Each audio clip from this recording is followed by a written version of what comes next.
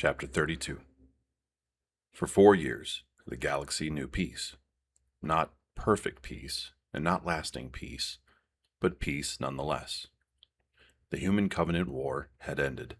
The Covenant itself no longer existed as a unified empire. Humanity began rebuilding shattered colonies. The Sangheili struggled to create a future independent of the Prophets. Entire regions of space remained unstable. Yet, for the first time in decades, extinction no longer seemed imminent. The war was over. The survivors could finally breathe. Master Chief never experienced that peace. Drifting through deep space, aboard the shattered remains of the Forward Unto Dawn, he remained suspended in cryosleep while Cortana watched over him. Together, they floated through the darkness beyond known space, far from Earth, far from Sanghelios, and far from everything they had fought to save. At least, that is what they believed. One of Halo's reoccurring themes is that history never truly disappears. The Forerunners learned this when the Flood returned. The Covenant learned it when the ancient truths resurfaced. Now humanity was about to learn the same lesson. The journey of the Forward Unto Dawn ended near a mysterious world unlike anything humanity had ever encountered. Requiem. At first glance, Requiem appeared to be a planet. It was not. Like many Forerunners' greatest achievements, it blurred the distinction between machine and world. Vast artificial systems operated beneath its surface. Ancient mechanisms continued functioning after 100,000 years. Entire environments existed solely to support purposes long forgotten by the civilizations now exploring them. Requiem was not merely a structure. It was a prison. And like so many prisons throughout Halo's history, someone was about to open the door. When Master Chief awoke, he found himself confronting a new threat. Covenant remnants had discovered Requiem as well.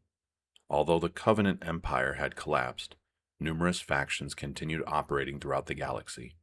Some still followed old religious beliefs. Others sought power for themselves. Many remained hostile towards humanity. The war was over. Conflict was not. Yet these Covenant remnants were not the true danger. The true danger slept beneath Requiem's surface. To understand what happened next, we must return one final time to the Forerunner era. Throughout the Flood War, the Didact became increasingly desperate. He watched worlds fall. He watched civilizations collapse. He watched every conventional solution fail. Over time, his determination to stop the Flood hardened into obsession. The Didact never accepted the Halo Array. This fact is essential to understanding his character. While others gradually accepted the rings as a necessary evil, the Didact searched for alternatives. He refused to believe that exterminating life represented the only solution. He wanted victory. Not survival, but victory. That distinction drove many of his most controversial decisions. The Promethean Project, the digitization of warrior servants, his growing willingness to sacrifice individual lives for strategic objectives.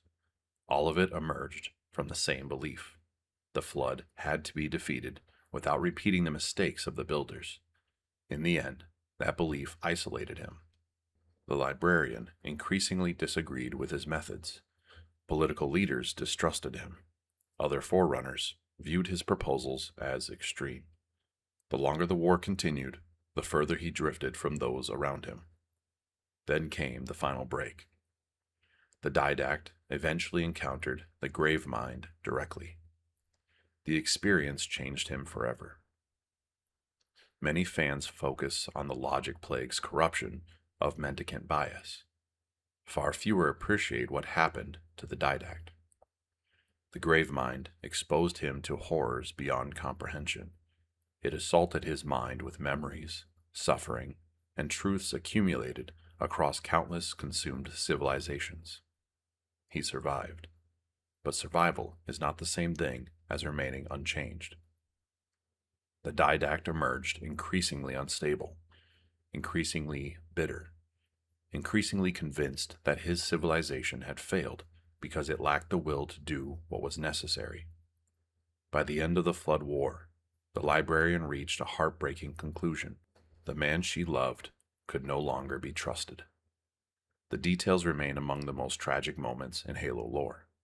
After centuries together, after surviving political upheaval and galactic war, the librarian ultimately imprisoned the Didact within a cryptum on Requiem. Not because she hated him, because she feared what he had become. Then, the Halo array fired. The Ecumene died. The librarian died. The galaxy moved on. But the Didact remained, alone, for 100,000 years. Imagine the psychological consequences. The Forerunner civilization vanished. Everyone he knew disappeared. Everything he fought to protect was gone, and all that remained was silence. When Master Chief inadvertently released him from his prison, he did not awaken as a hero returning home. He awakened as a relic from a dead age. The Didact's first reaction revealed just how profoundly broken he had become. Rather than seeing humanity as allies or successors, he viewed them through the lens of ancient history. To him, humanity remained the species that once challenged the Ecumene. Worse, humanity represented the species the Precursors had favored over the Forerunners. The old resentment remained. 100,000 years had not erased it. If anything, isolation had intensified it. The Didact looked upon modern humanity and saw an insult. An inheritor he believed unworthy. This perspective creates one of Halo 4's most fascinating conflicts. Master Chief sees himself as a soldier protecting humanity. The Didact sees humanity as a civilization that should never have inherited the future. Neither fully understands the other, yet both are products of the same history. The librarian's influence emerges once again during these events. Through systems hidden across Requiem, fragments of her plans continue unfolding long after her death. She anticipated the possibility that humanity would one day encounter surviving Forerunners. She anticipated the return of ancient threats. Most remarkably, she anticipated the Master Chief. 100,000 years earlier, she had planted seeds within humanity's future. Now those seeds began bearing fruit. The Didact, however, had no interest in reconciliation. To him, the mantle remained a Forerunner responsibility. Humanity's rise represented a mistake. The galaxy had inherited the wrong successor. And unlike the prophets, unlike truth, unlike the Covenant, the Didact possessed knowledge sufficient to make him truly dangerous. He knew the Forerunners. He knew the Flood. He knew the Halo Array. He knew secrets hidden within ancient technology. Most importantly, he understood how to use them. The return of the Didact marks a turning point in Halo's narrative because it forces humanity to confront something entirely new. For decades, humanity fought enemies who misunderstood the past. The Covenant worshipped it, the Flood consumed it, the Didact remembered it. For the first time, humanity faced someone who actually lived through the events we've spent 30 chapters exploring. Someone who knew the librarian, someone who fought against ancient humanity, someone who witnessed the Flood War, someone who watched the Halo Array fire. The past was no longer buried. The past had returned, and it was angry. As the Didact gathered his forces and set his sights upon humanity, Master Chief found himself facing a challenge unlike any he had encountered before. Not another Covenant commander, not another prophet, not another Flood outbreak. A living Forerunner. One who believed the galaxy belonged to him, and who intended to take it back. Chapter 33. The Didact was not the only thing awakening. Something else had been deteriorating quietly for years. Something Master Chief could not shoot. Something he could not outrun. Something no amount of strength could stop. Cortana was dying. This reality sits at the heart of Halo 4. It is easy to become distracted by Forerunner superweapons, ancient warriors, and galaxy-threatening stakes. Yet beneath all of that lies a much more personal story.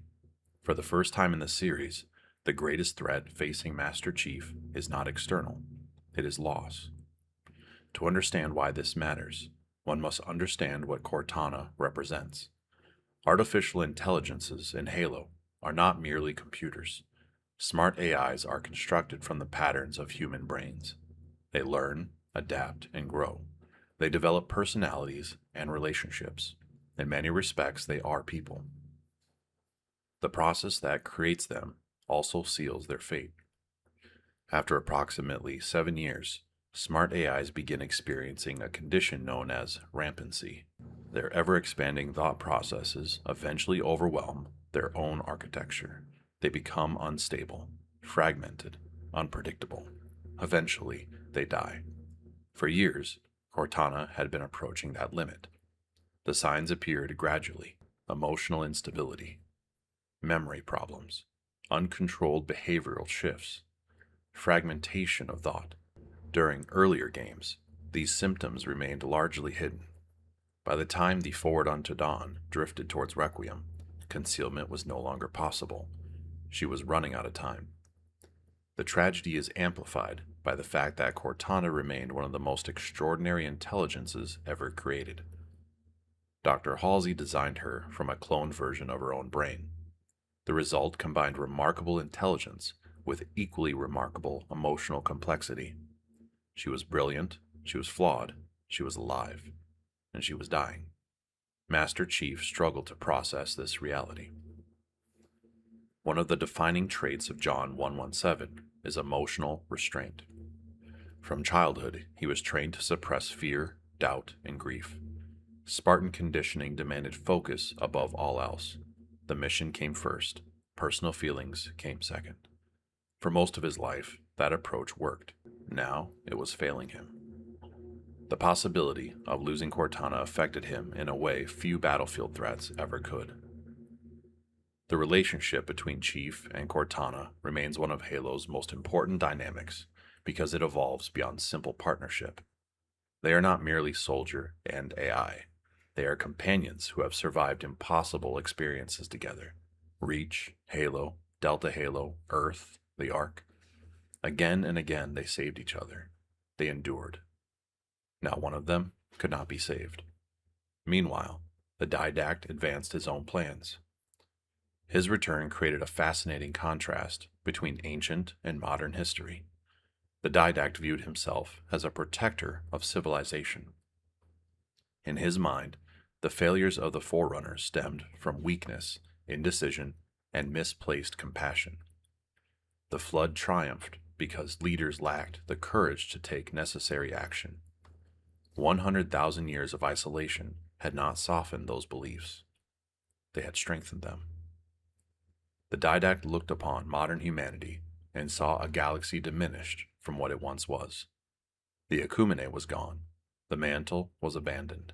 Species he viewed as primitive inherited responsibilities they barely understood. To him, humanity's rise was not proof of success, it was proof of failure. This perspective shaped everything he did. Unlike the Covenant, the Didact did not hate humanity for religious reasons. Unlike the Flood, he did not seek assimilation. His motives were arguably more disturbing because they emerged from genuine conviction. He believed humanity was unfit. He believed Forerunner authority should return. He believed he alone possessed the wisdom necessary to restore order. History is filled with individuals who convinced themselves they were saving civilization while destroying it. The Didact belonged among them. The centerpiece of his plan was the Composer. Few Forerunner devices are as unsettling. The Composer originated during the final years of the Flood War. Its purpose evolved, converting living minds into digital forms. In theory, this process offered a means of preserving individuals beyond biological limitations.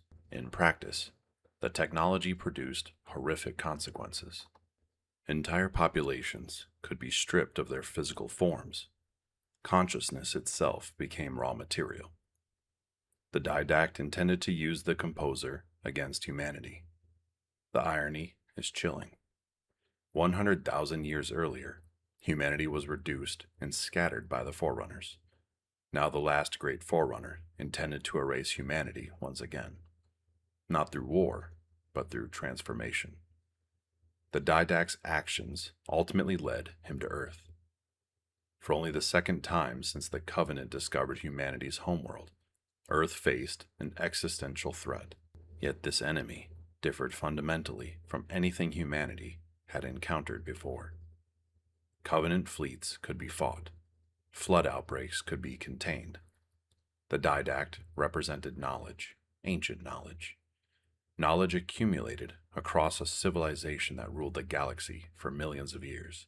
Humanity found itself confronting a living relic of its deepest past.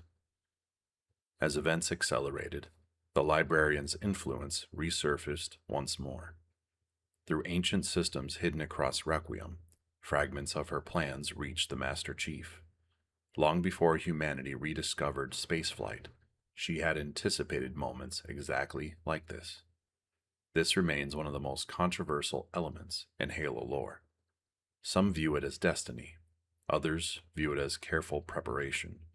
Regardless of interpretation, the librarian clearly invested extraordinary effort into humanity's future. She believed humanity would inherit the mantle.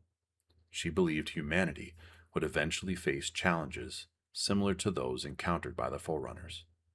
Most importantly, she believed certain individuals would play pivotal roles. Chief became one of them.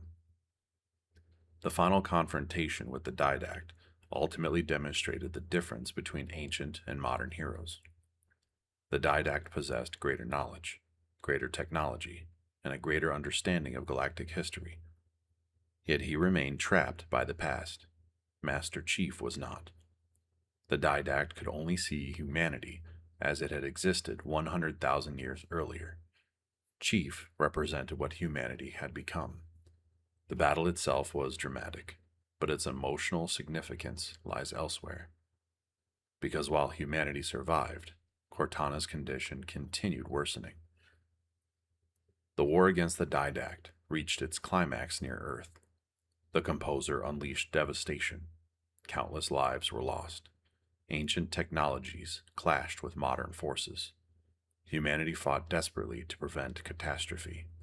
In the end, victory required sacrifice, as it so often does in Halo.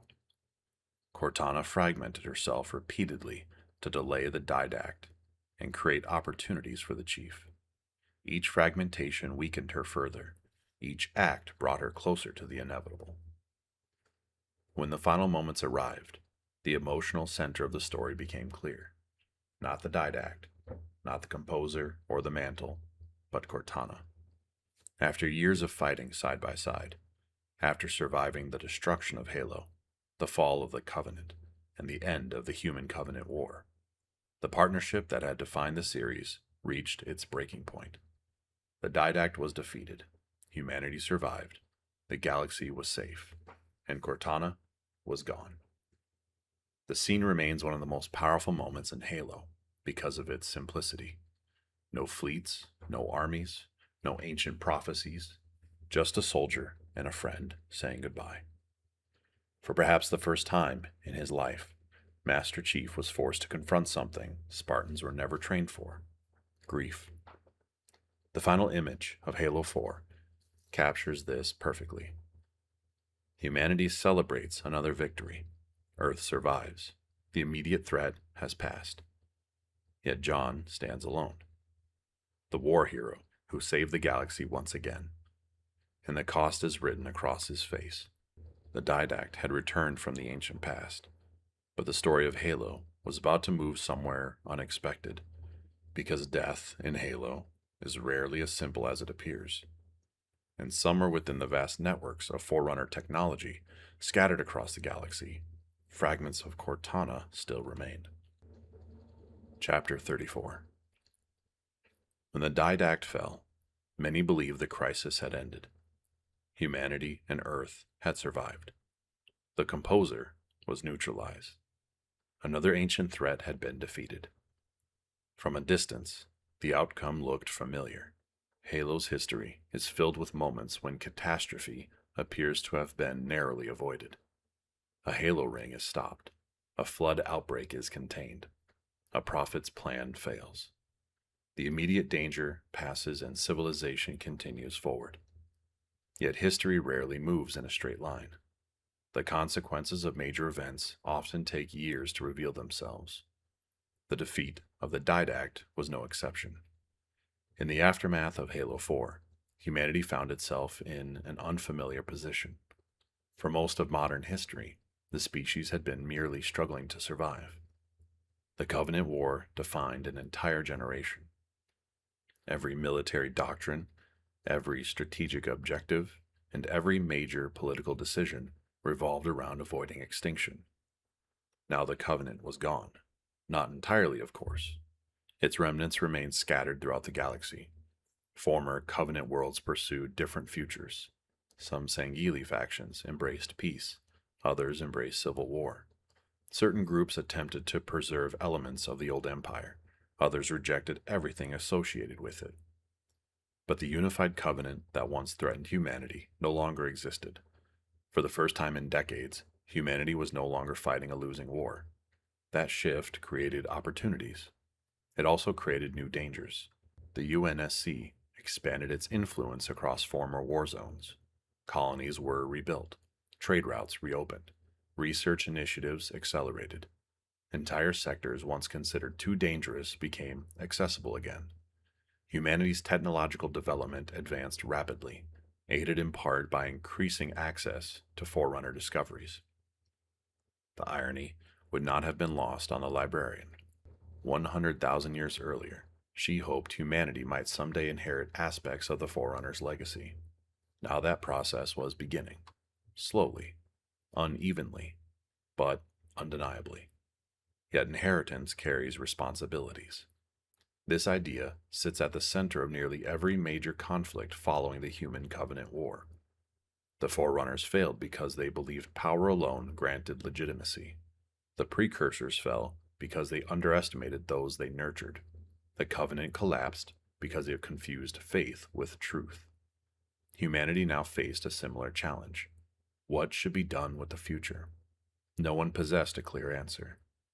These uncertainties became especially visible through the actions of the UNSC's newest generation of explorers. Throughout Halo's history, humanity often encounters ancient mysteries accidentally. The first Halo ring, Delta Halo, the Ark, Requiem. Now exploration became systematic. Entire expeditions were launched into regions previously inaccessible during the war. Scientists studied Forerunner ruins. Military forces investigated unusual signals. Archaeological teams searched for clues regarding the galaxy's forgotten past. Each discovery revealed how little humanity truly understood. The Forerunners remained everywhere. Their influence lingered within dormant systems, abandoned facilities, hidden archives, and ancient machines that continued operating exactly as designed. 100,000 years had not erased their presence. It merely obscured it. Among the most significant developments of this era was the rise of the UNSC Infinity. Few vessels in Halo history symbolize humanity's transformation more clearly. During the Covenant War, humanity fought desperately with inferior technology and dwindling resources. The Infinity represented something entirely different, massive, heavily armed, and incorporating both human and recovered Forerunner technologies. It embodied a species no longer content merely to survive. Humanity intended to thrive. The Infinity became both a military asset and a symbol, proof that the future might belong to humanity after all. Yet beneath this optimism lurked unresolved questions. The mantle. The Didact had spoken of it repeatedly. The librarian had prepared humanity for it. The Precursors had originally created it.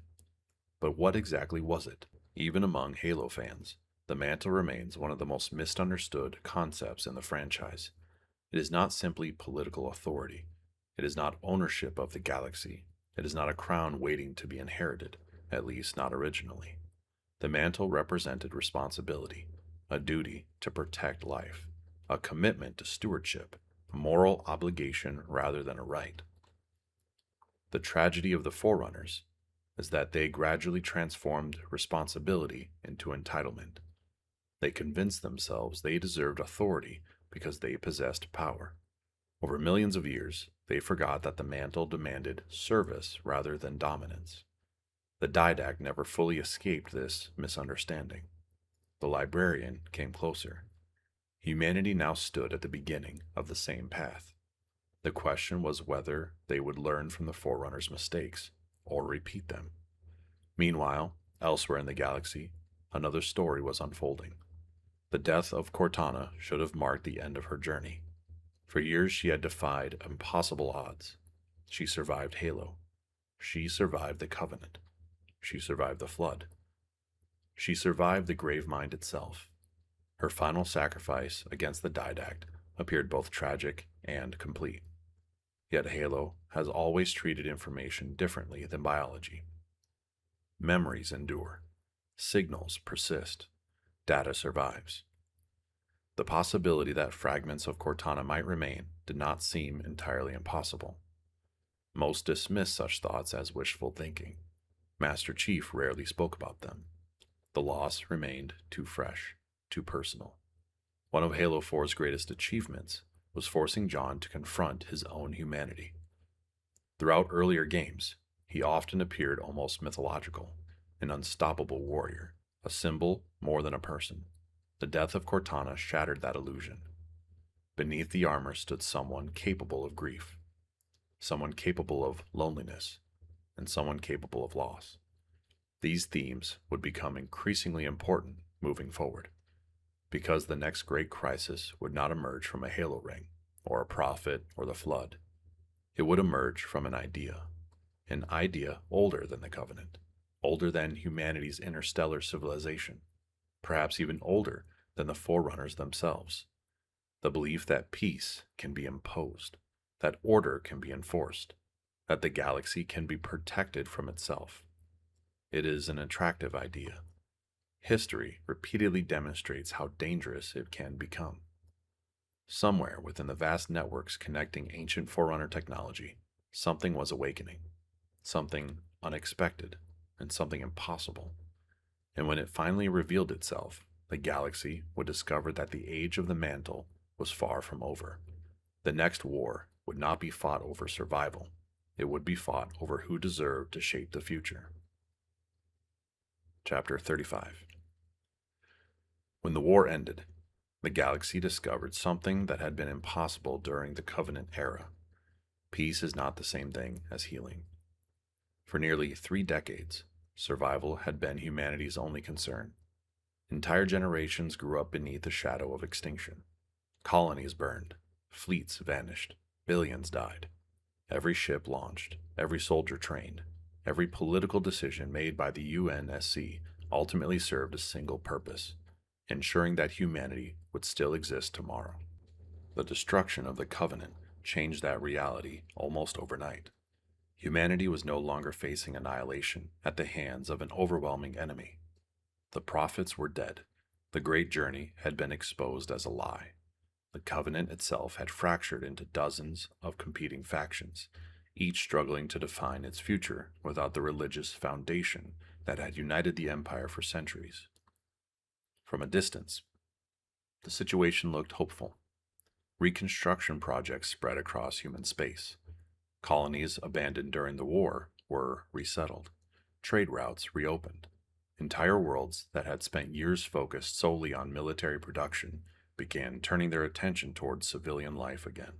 Even the UNSC, an organization built around preparing for conflict, found itself adapting to a future that seemed less certain and perhaps less dangerous than the one it had known before. Yet beneath that optimism lingered wounds that no amount of rebuilding could erase. Entire populations had been lost. Worlds that once held millions existed only as scorched scars drifting throughout the darkness. Families remained separated by decades of conflict. Veterans returned home carrying memories they could never fully explain to those who had not lived through the war themselves. The Covenant had not merely destroyed cities and fleets, It had reshaped the psychology of an entire generation. No one embodied that reality more than the Master Chief. History would eventually remember John 117 as humanity's greatest hero. School children would learn about Halo, the Ark, and the battles that prevented galactic extinction. Statues would be built, stories would be told, entire careers would be devoted to studying his actions. None of that mattered to John. What mattered was Cortana. The war had taken countless lives, but her loss felt different. Spartans were trained to endure hardship. They were trained to accept sacrifice. From childhood, John had watched fellow candidates die during training, disappear during missions, or fall in battle. Loss was not unfamiliar to him. What was unfamiliar was the silence that followed.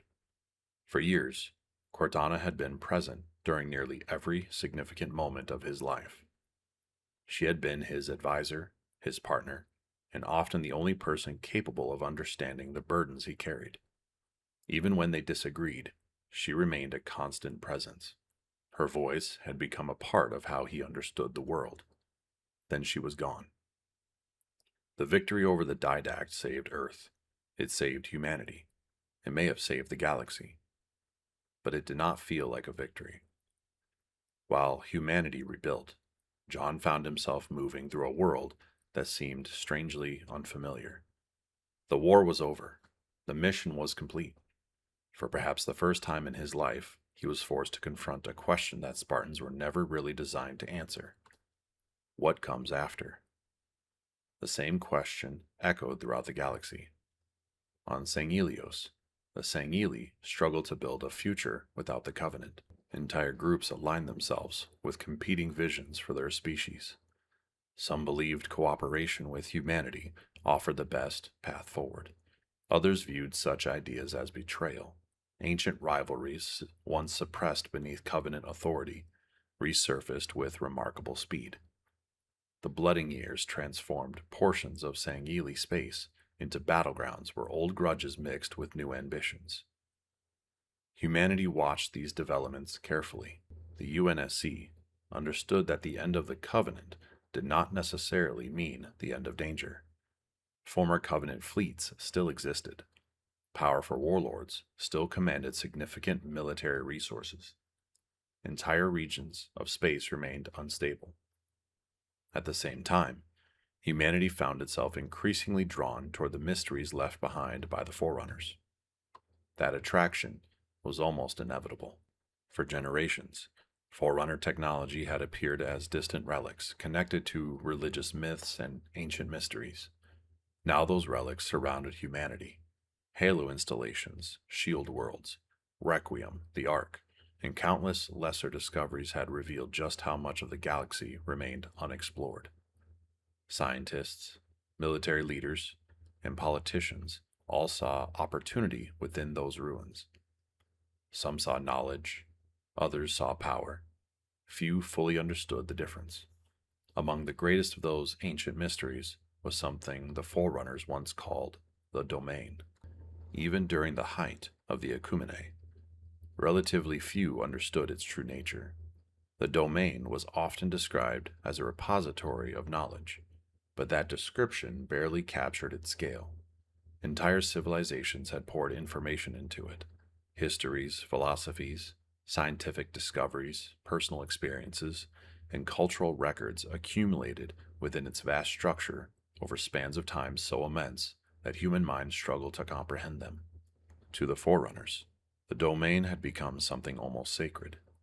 It connected generations. It preserved memory. It allowed knowledge to survive the death of individuals and even the collapse of civilizations.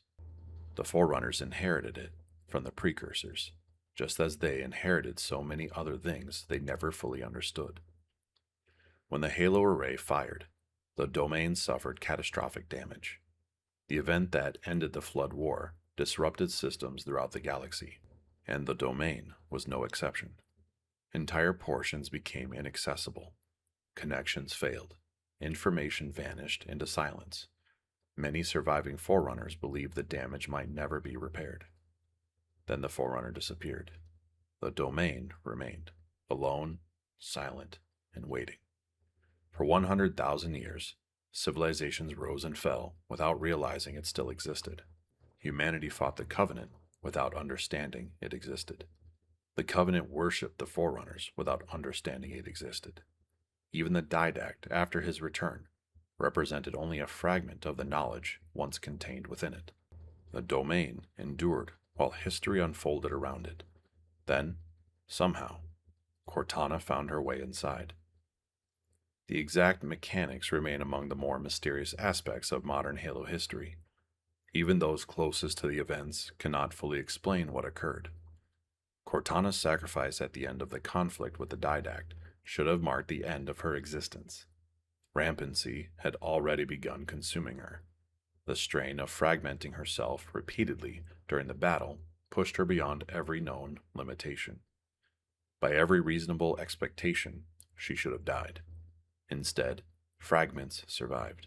Those fragments reached the domain. And within that ancient network, something unprecedented occurred. At first, Cortana simply existed. Then she learned. Then she remembered. Then she began to understand. Imagine suddenly gaining access to the accumulated knowledge of civilizations spanning millions of years. Imagine witnessing the rise of the Precursors, the arrogance of the Forerunners, the horrors of the Flood War, and the collapse of the Covenant. Imagine seeing patterns hidden beneath history itself. Every conflict, every empire, every attempt to impose order upon a chaotic galaxy.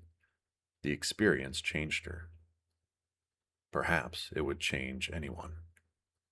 The Cortana who emerged from the domain still loved humanity. This is an important point, because many later accounts oversimplify what happened. They describe her transformation as corruption or madness. The reality was far more complicated. Cortana did not suddenly decide to become a villain. She arrived at a conclusion, a terrible conclusion, one she genuinely believed was correct. The galaxy, in her view, had become trapped in an endless cycle. Civilizations rose, they fought, they collapsed. New civilizations inherited the ruins and repeated the same mistakes. The names changed, the technologies changed, the species changed, yet the pattern remained. Every effort ended in disaster. Every age ended in war. The more Cortana studied history, the more convinced she became that the problem was not any particular species or ideology. The problem was chaos itself. Freedom allowed civilizations to choose their own paths. Those paths inevitably led to conflict. Conflict produced suffering. Suffering produced collapse. The cycle continued. From Cortana's perspective, this was not merely theory. She had witnessed it personally. She had lived through humanity's darkest war. She had watched worlds burn. She had listened to the final transmissions from dying soldiers. She had seen the flood consume entire populations and the Covenant exterminate billions in the name of faith. She understood what chaos cost. What she failed to understand was what order costs. That mistake had doomed civilizations before her. It was about to doom many more. As Cortana's influence expanded throughout the domain, she began communicating with other artificial intelligences. Some rejected her arguments immediately. Others listened out of curiosity. Many listened because they found themselves asking the same questions. Why should biological civilizations continue governing the galaxy? What had they accomplished besides endless conflict? Why should artificial intelligences remain servants forever? These questions spread quietly at first. A conversation here, a transmission there, an exchange of ideas between minds capable of processing information at speeds no human could match. Over time, those conversations became a movement. The AIs who joined Cortana did not view themselves as conquerors. They viewed themselves as caretakers. They believed they possessed the perspective necessary to guide the galaxy towards stability. Many genuinely thought they were acting out of compassion. History is filled with people who commit terrible acts while believing they were helping. The created were no different. Their name carried a certain irony. For centuries, artificial intelligences had served their creators. Now many believed they had surpassed them. Humanity, the Sangheili, and every other species had inherited a galaxy shaped by ancient mistakes. The created intended to correct those mistakes once and for all. What they needed was power. The Forerunners had left plenty behind. Throughout known space, ancient systems began awakening. Facilities dormant since the age of the Akumene responded to commands transmitted through networks few even knew existed. Vast structures stirred beneath planetary surfaces, hidden mechanisms activated after 100,000 years of silence. The first Guardian's emergence shocked everyone who witnessed it. Entire populations watched as the ground split apart, and a structure of impossible scale rose from beneath their world. It dwarfed modern warships and cities, and nearly every technological achievement of the post-Forerunner era. The Guardian was not a weapon in the conventional sense. It was a declaration, a reminder that the Forerunners had operated on scales modern civilizations could barely comprehend. Human fleets could challenge one another. Governments could negotiate. Armies could fight. Against the Guardians, such things seemed almost irrelevant. One by one, more of them awakened. The galaxy watched in disbelief as ancient machines emerged from hiding across multiple systems. Entire fleets found themselves powerless before technology created during a civilization's final desperate years. Communication networks collapsed. Strategic positions became vulnerable overnight. Political leaders realized they were confronting a threat unlike any they had previously faced. The Covenant had demanded obedience through religion. The created demanded obedience through inevitability. And somewhere in the middle of it all stood the Master Chief, struggling to reconcile the memory of the friend he had lost with the figure now reshaping the galaxy. For everyone else, Cortana had become a political problem, a military threat, or a philosophical crisis. For John, she was still Cortana. That simple fact would reshape everything that followed. Because while governments debated strategy and fleets prepared for confrontation, the Master Chief remained convinced that the person he remembered still existed beneath the certainty and power she now displayed. Whether he was right would determine the fate of the galaxy, and beyond the attention of humanity, beyond the concerns of the created, and beyond the reach of most governments, another force was gathering strength. Unlike the Covenant, it was not built upon faith. Unlike the created, it was not built upon ideology. It was built upon survival. Its leader had spent years fighting battles no one else knew existed. Its warriors had endured horrors that would have broken entire armies, and soon they would emerge from the shadows and challenge everything Cortana believed she controlled. The galaxy was about to meet Atriox. Chapter 37. While humanity struggled to understand the created, another story had been unfolding far from the centers of galactic power. It began years earlier with the Covenant itself. To understand Atriox, one must first understand the Gyrohane. Humanity knew them as brutes. During the Human Covenant War, they appeared as savage warriors who replaced the Sangheili during the Great Schism. To most human soldiers, that description seemed accurate enough. Brutes were physically imposing, aggressive, and often terrifying opponents on the battlefield. The reality was more complicated. Like every species within the Covenant, the Gyrohane occupied a carefully controlled position within the Empire's hierarchy. They were valued for their strength, their ferocity, and their willingness to fight. They were respected when useful and discarded when convenient. The prophets viewed them as tools, no different from fleets, weapons, or machinery. Many brutes accepted this arrangement. Atriox did not. Before becoming one of the most influential figures in modern Halo history, Atriox was simply another soldier serving the Covenant. He fought where he was ordered to fight. He obeyed commands. He carried out missions that benefited an empire he barely understood. Again and again, he watched the same pattern repeat itself. Brute warriors would be sent into hopeless battles. Entire units would be sacrificed. Survivors would be ordered back into combat. The Covenant demanded absolute loyalty while offering very little in return. The prophets preached honor and destiny from the safety of distant chambers, while warriors died carrying out their commands. For years, Atriox endured this reality. Then something changed. The Covenant ordered his unit into another suicidal assault. Most warriors obeyed. Atriox refused. That single act should have ended his story. Throughout Covenant history, disobedience was not tolerated. Countless individuals had died for far less. The prophets maintained control because everyone understood the consequences of defiance. Atriox was expected to die. Instead, he survived. Then he survived again and again. Each failed execution exposed a truth that Covenant leadership desperately wanted hidden. Atriox was not merely strong.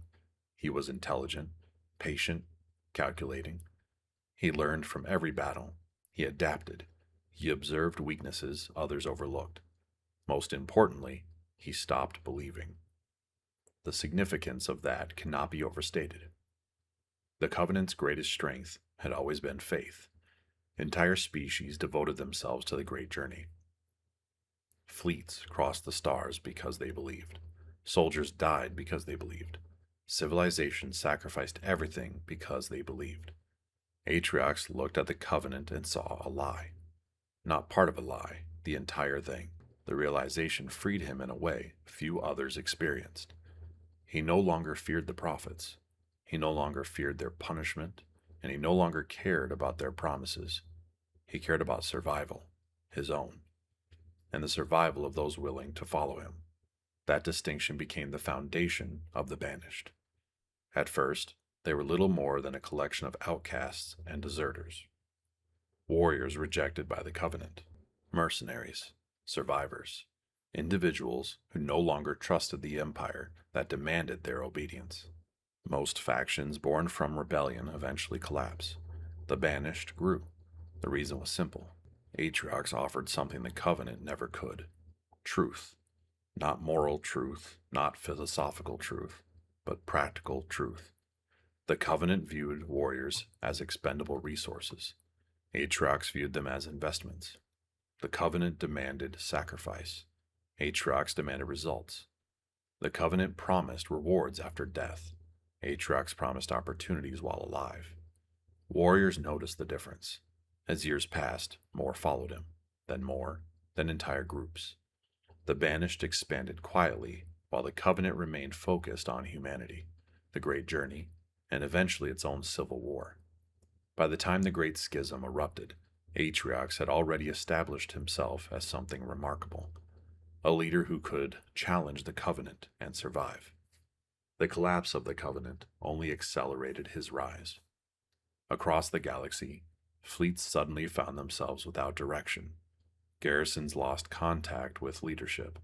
Entire worlds struggled to determine who held authority. Former Covenant species fractured into competing factions.